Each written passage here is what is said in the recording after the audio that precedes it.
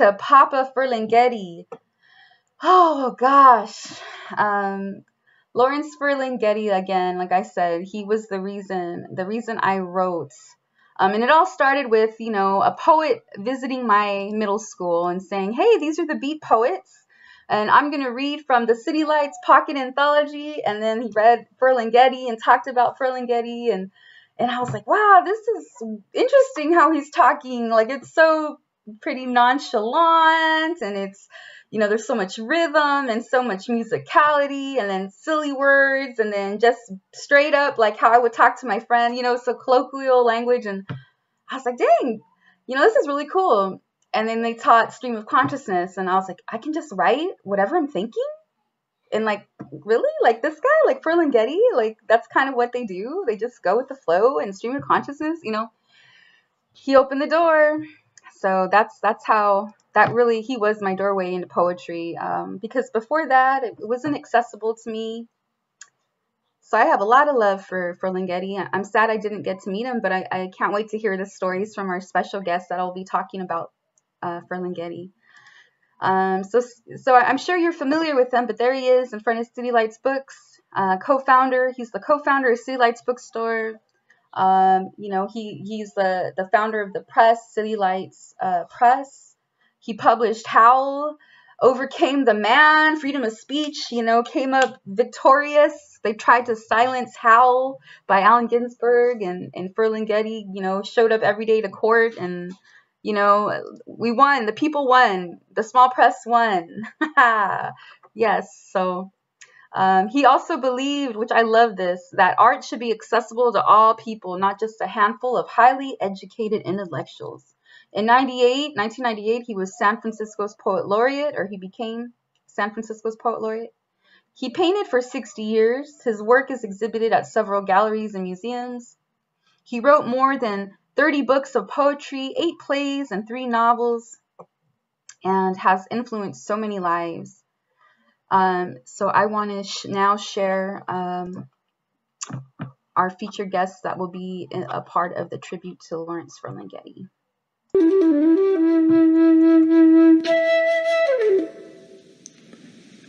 Saddened instrument 575145, poetic syllables.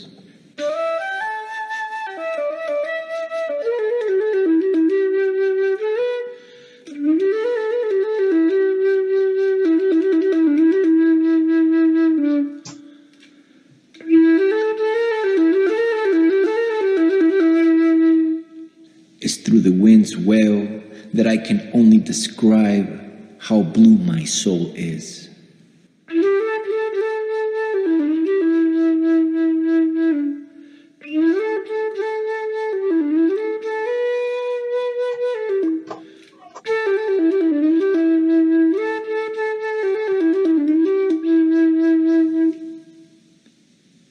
I prayed to the crows crawling under the border, wings guiding me home.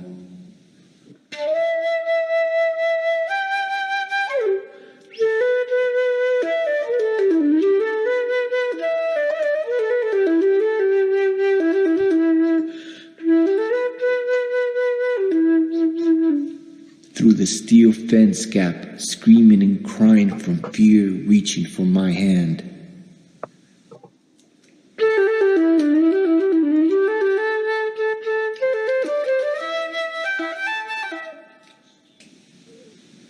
U.S. hills so bright, black before our eyes, sunset marked our strive.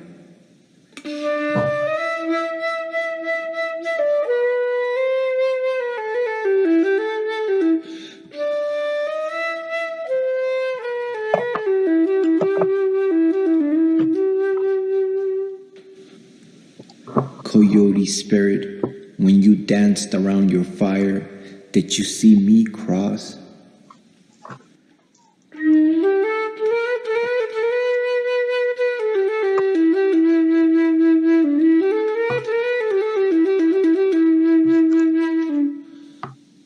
Belonging story, unrequired approval of my existence.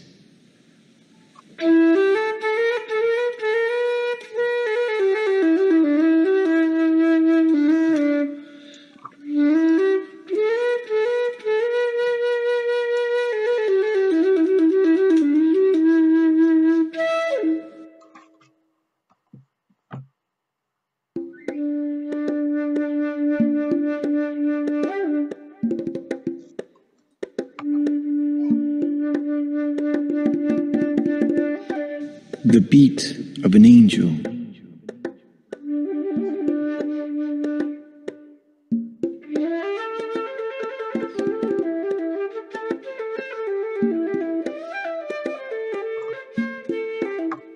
Holy are the hearts of the eyes that see a brother and a sister in everyone. There beats the music that spin the wheels of peace.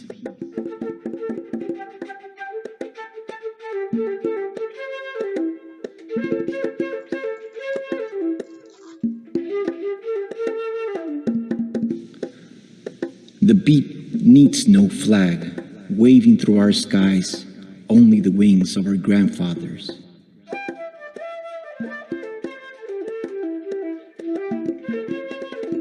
Resilient, the beat dreams, but never sleeps. The sun their halo, the moon their blanket. There's the earth caressing their feet.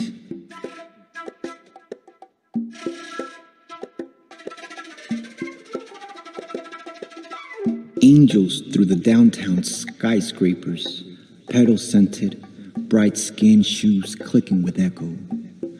Angels on freeway tunnels, knobless doors, stomach rumbling in echo.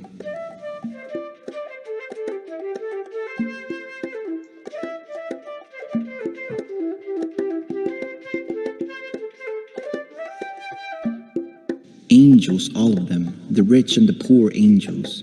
Angels show who is the weirdest angel. On a sofa, eating popcorn, sipping on holy water, laughing at what we call angels.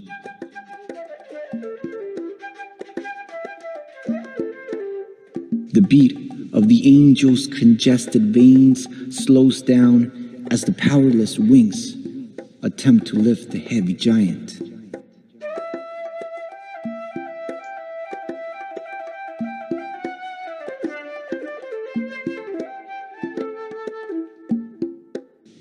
Hand tight, embracing the lighter, he led the future, and as it engulfed the way, so did himself.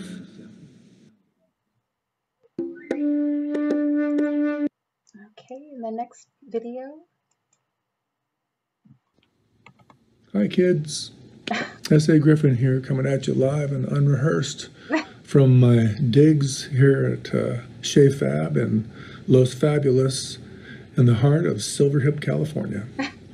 Anyway, I'm honored to be here. Sorry I couldn't be there with you in real time. But in our new digital world, this is just about as real as it gets anymore. See, it's me. We're here to celebrate the Los Angeles Poet Society and this new anthology, Los Angeles Poets for Justice, a document for the people, edited by Jessica M. Wilson and Caro Ska. Yeah. And this is also who we're celebrating, Lawrence Ferlinghetti. Again, I'm really honored to be here with you. I am. To be called poet by anyone, I think is maybe the greatest honor you can receive. And to be counted among you all as a friend and colleague is also quite a tremendous honor, and beyond anything I could have imagined as a child. As I reached for the stars, harvesting nuts of wonder. So anyway, I'm going to read this poem and then I'll rap at you a little bit. This is published by Sohail Dahi, Soar Dove Press. Sohail was a longtime friend and colleague of Lawrence Ferlinghetti. He took this photograph I showed you of Lawrence Ferlinghetti looking down peacefully and happily as we continue on with our work, and his work continues as well. Very honored too to be on this broadside. Anyhow, let's put it over here. This works better. A few references to Ginsberg's Howl in here, and a big hard reference to the man himself at the end. Lawrence Ferlinghetti is dead. Long live Lawrence Ferlinghetti. Howling Allen Ginsberg got shot out of history's atomic cannon and never stopped flying. Ferlinghetti prints the poem as news, hysterical naked, and gets busted for publishing obscene odes. The law fought the poem, and the poem won. Without this greeting at such great beginning, there would be no beat generation heard round the world, and I would have descended a very different staircase, and would not know my wife, nor most all my friends. Ferlinghetti climbs down from the gaunt tree of war, and with his poet's eye sees fist of Hiroshima and Nagasaki blossoms shadowboxing in the dark, and declares God a fraternity of one hung up on eternity, a frightened, lonely child pissing himself. The poet's dog, lifting his leg, knows that democracy is deconstructionist porn for masturbating objectivists, and as of this writing, the poet himself has shed his bony skin and is no longer making this carnival scene. And from those of us here still snapping in ripe time, most gratefully and lovingly, we bid you good night, sweet paperback prince. May choirs of scat seraphim sing thee to thy authentic angel-headed rest. Everything ends lost and found as rebirth and revolutionary wonder. Oh, man. Yeah. Yeah. It's true. I wouldn't be here. I wouldn't know any of you. I wouldn't know my wife. None of it. If he hadn't gone to that famous reading, the sixth reading, heard Allen Ginsberg, sent him the telegram or the note, I forget which it was, but saying, I greet you at the beginning of a great career, something like that. Published Howl. There was the incident, there was the bust, and there was a trial. And without that trial and the victory of the poem and process overall, none of this would be happening, none of it. So I am incredibly grateful. And I think that his life and death were a little underestimated at his passing. Anyway, the shirt I'm wearing, this one here, yes, it's real, virtual and real, is some of the swag I got some many years ago. I was invited to be a participant on the 40th anniversary of the celebration of City Lights at UC Berkeley because I was being published in Blue Satellite, edited by Amelie Frank and Matthew Niblock. And Amelie was good friends at the time with Richard Ogar, and Richard Ogar was curating this whole series of events.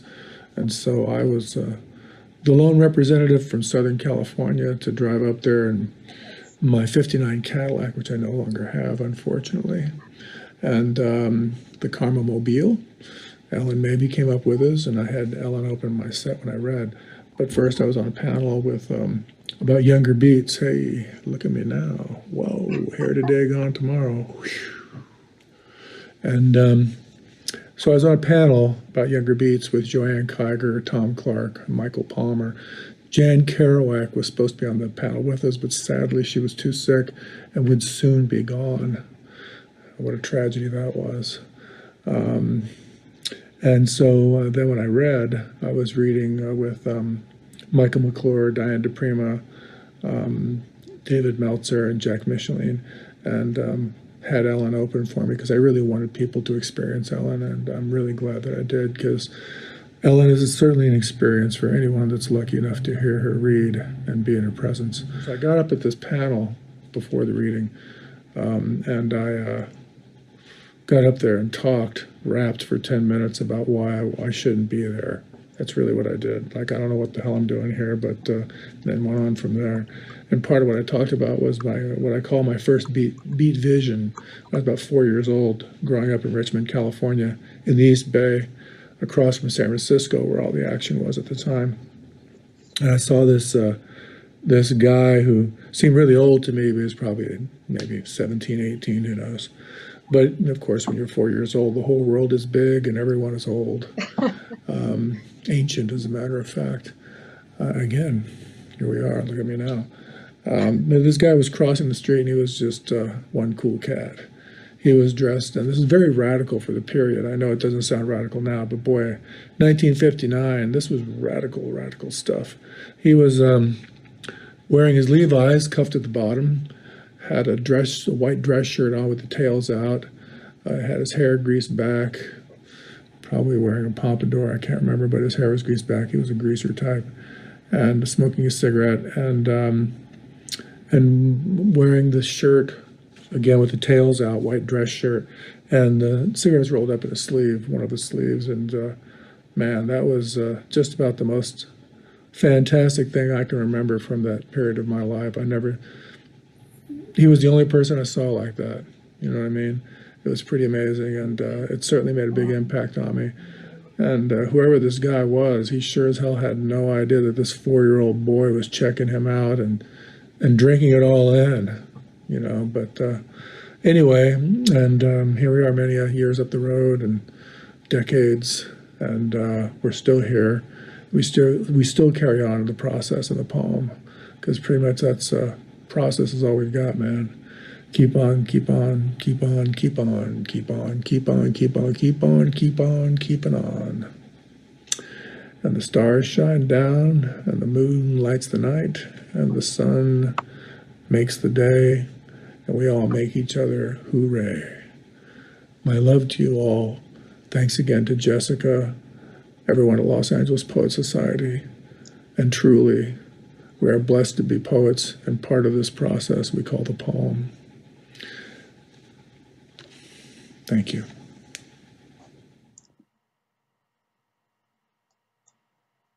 Wow. Oh man, that was epic. Thank you, S.A. Griffin. We love you. Oh my gosh. Love you, love you, love you. I always sound like you're like my Ferlinghetti, because I never got to meet Ferlinghetti. But yeah, like I said, I wouldn't have written anything, and wow, what an incredible story. Thank you, S.A. Griffin, for sharing that. I want to read one poem of Lawrence Ferlinghetti, and then I'm going to introduce Antonieta Villamil to also share a tribute to Lawrence Ferlinghetti, and then we'll close up this segment, and then we'll start with the workshop with Richard Muriano. This is the book. This is the epic book, the City Lights Anthology. When I was like a little tween, what was I, 12?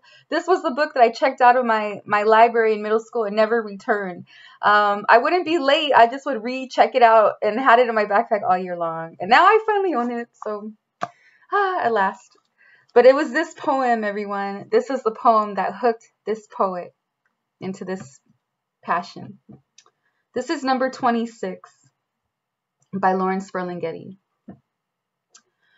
Reading Yeats, I do not think of Ireland, but of midsummer New York, and of myself back then, reading that copy I found on the 3rd Avenue L, the L with its fly-hung fans and its signs reading, "Spitting is forbidden." The L, careening through its 3rd-story world with its 3rd-story people in their 3rd-story doors, looking as if they had never heard of the ground. An old dame watering her plant, or a joker in a straw putting a stick pin in his peppermint tie and looking just like he had nowhere to go but Coney Island. Or an undershirted guy rocking in his rocker, watching the L pass by as if he expected it to be different each time. Reading Yeats, I do not think of Arcady and of its woods which Yeats thought dead.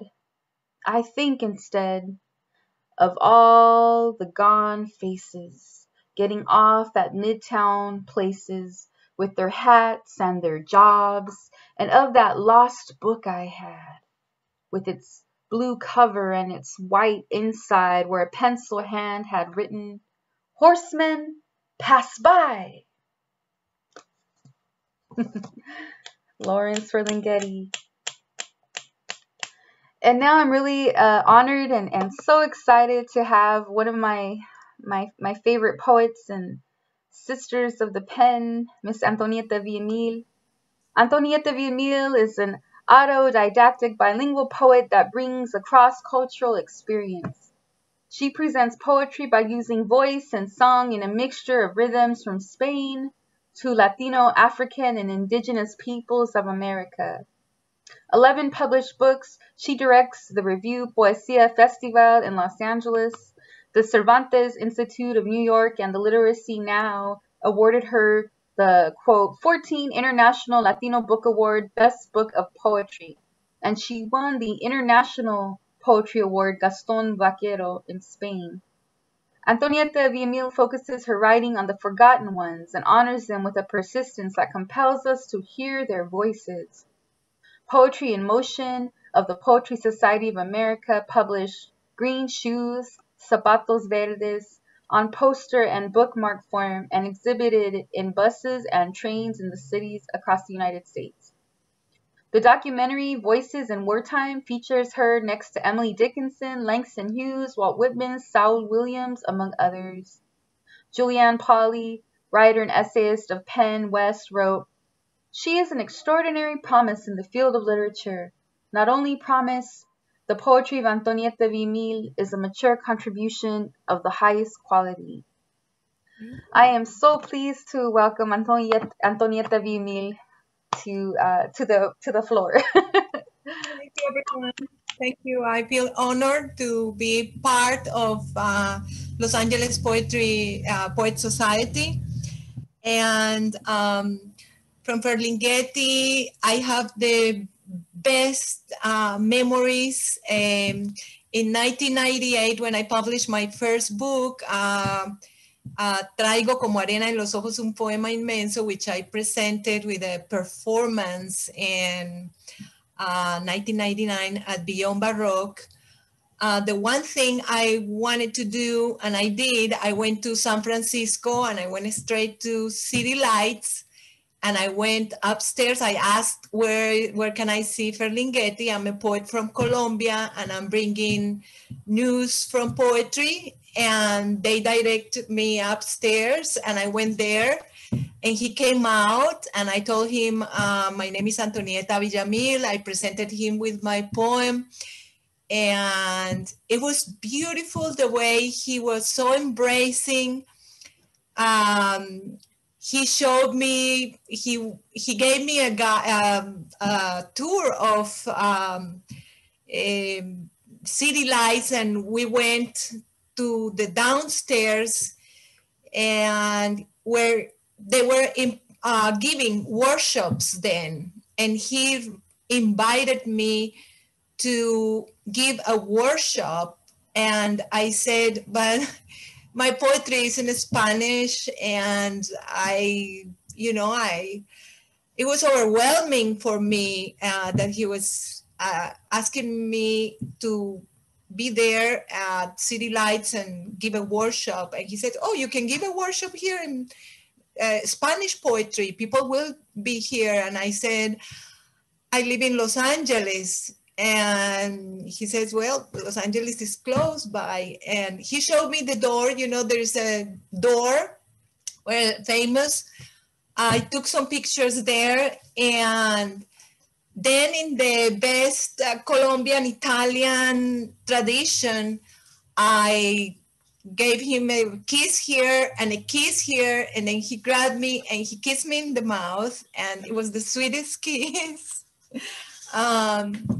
And then he sent in 2000, and when was that? When I had the press, Casa de Poesía, and Mark Lipman was doing with Jack. We had a meeting here, and we were organizing the Revolutionary Poets Brigade. And I put the idea of why don't we do an anthology that will comprise. So the idea was born there. Mark took on the project under Casa de Poesía, and we started sending the news out. And to our biggest surprise, Ferlinghetti sent one of his monumental poems, what I consider At Sea.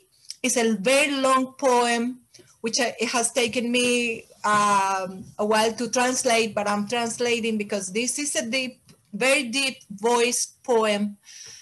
And Jack Hirschman said in that poem, Ferlinghetti finally comes to terms with his mortality.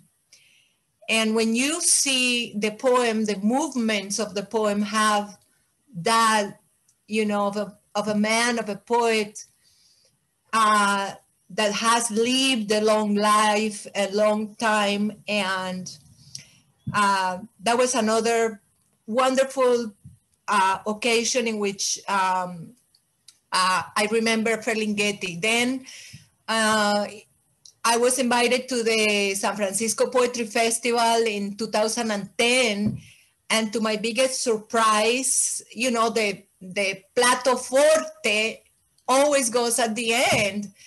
And I thought it was a mistake when they invited me to read after Ferlinghetti. And I said, no, there must be some mistakes. I'm not going to read after Ferlinghetti. You know, Ferlinghetti is usually the one that closes.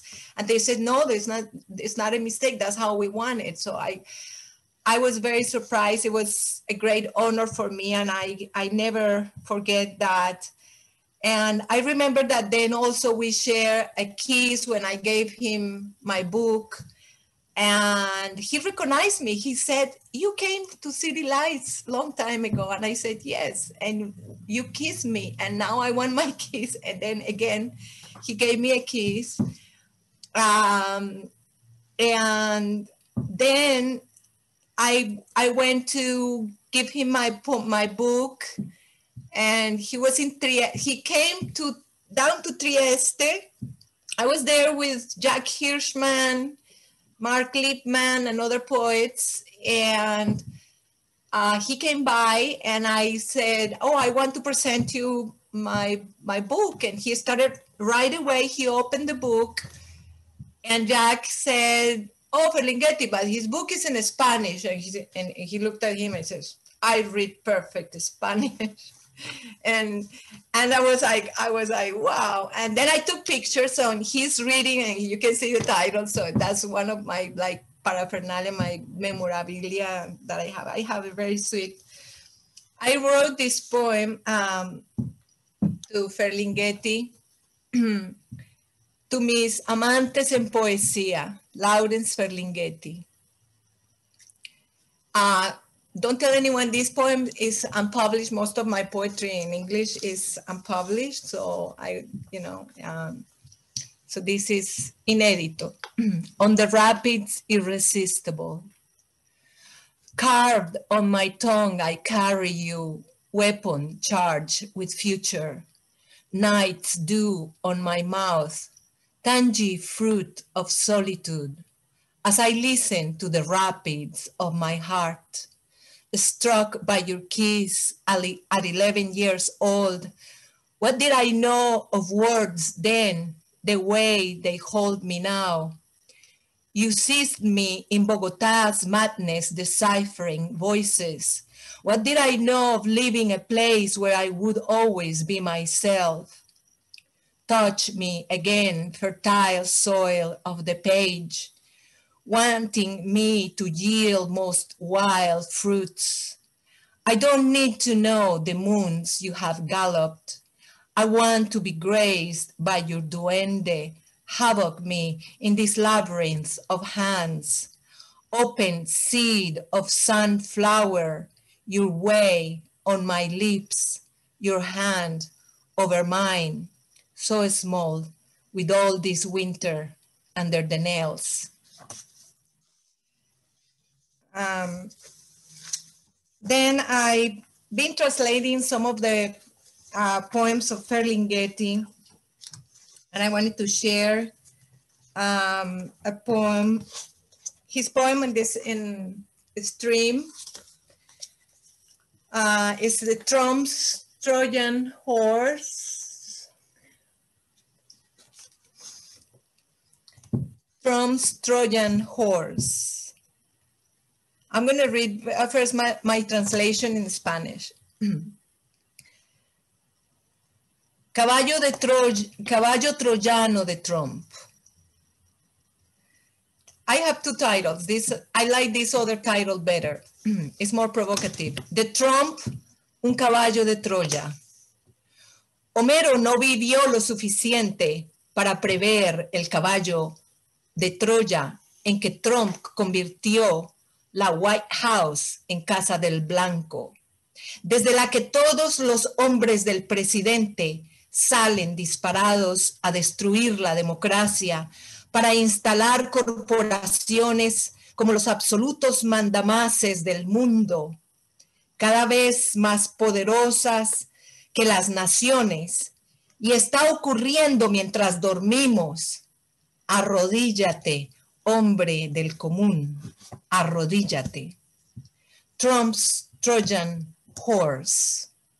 Homer didn't live long enough to tell of Trump's White House, which is his Trojan horse, from which all the president's men burst out to destroy democracy and install corporations as absolute rulers of the world, ever more powerful than nations. And it's happening as we sleep. Bow down, oh common man, bow down.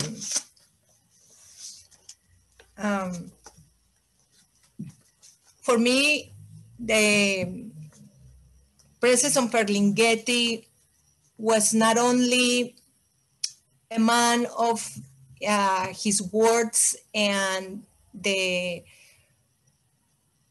personality of poetry, walking among us in all the ways possible.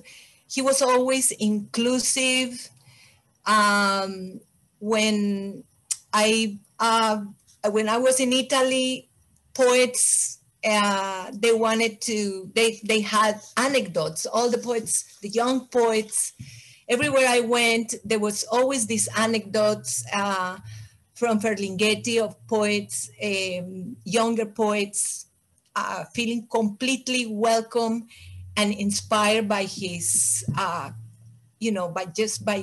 by his writing and by the way he was always from that bohemian chair and that sort of like avant-garde, always with a deep sense of that the voice of the poet is always with the people, and to experience that, I am so grateful. And I don't know if I can read another poem. I wanted to share something for Los Angeles. This poem, I read this to Wanda, and I dedicate this to Wanda and all the Black angels of jazz. My freeway city, Los Angeles. The shadow of the city grows orange and hot peppers in those corners where nobody loans a glance. A reflection of fake cellular trees are a virus on my windshield. Under a bridge of dust, the city snakes its own poison, blinks its tail of yellow lights, and swings from the flat remorse of oily gum. Green rot aims the eye to the main road, violent and purple. The smog flower visits my lungs, places a bad seed. Let me run the dark red, catching the wave of concrete, where pollution pushers remind me cancer signs eat my few sights of the sky. I laugh at purple billboards that wolf down the face of adolescents. Laugh at the cowboy riding dead horses skinned through dollar green dreamland. Point your target toward the eye of the road. Disregard the lack of air. Gulp down your carbon the carbon of my loneliness to dance in creative solitude. Freeway city, with your river of fiberglass, red, yellow lights, fill me up to your dark blue satisfaction. Freeway city, Angel mío. All right. Thank you so much, Antonieta Villamil. Show some love, some snaps. I am Thank you so much for that. I am not finished because Oh, I cannot close this. This is a very short point, but I need to do this in the light of all the events, and they keep like a nightmare repeating. So I'm going to deliver this poem. Is the title Brutality Games. George Floyd from Minnesota.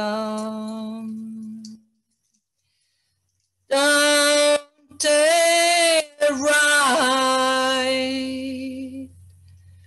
from Minneapolis.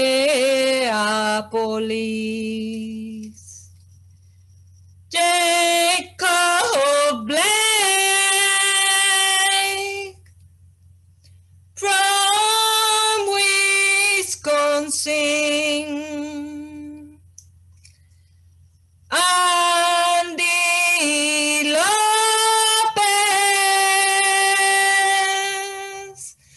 from California.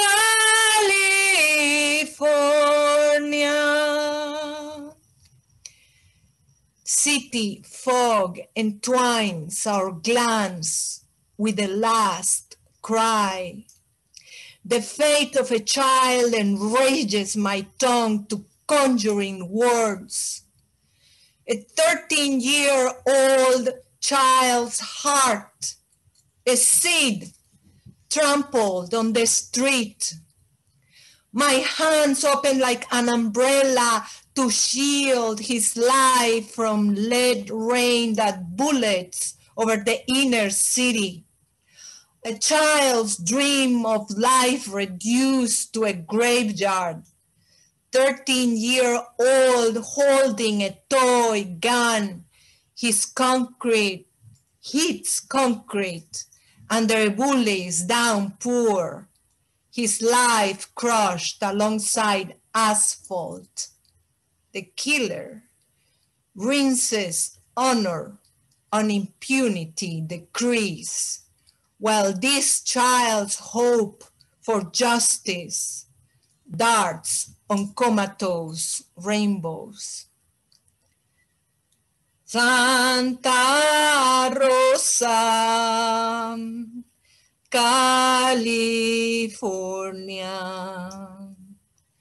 Andy Lopez from Santa Rosa. Andy Lopez from California.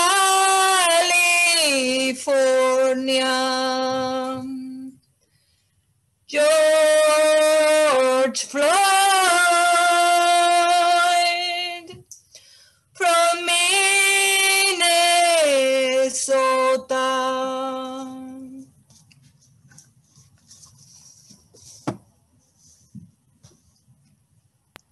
thank you, Antonieta. And yes, you're right. There's definitely space, and we want to honor that space for those that have been murdered in our society.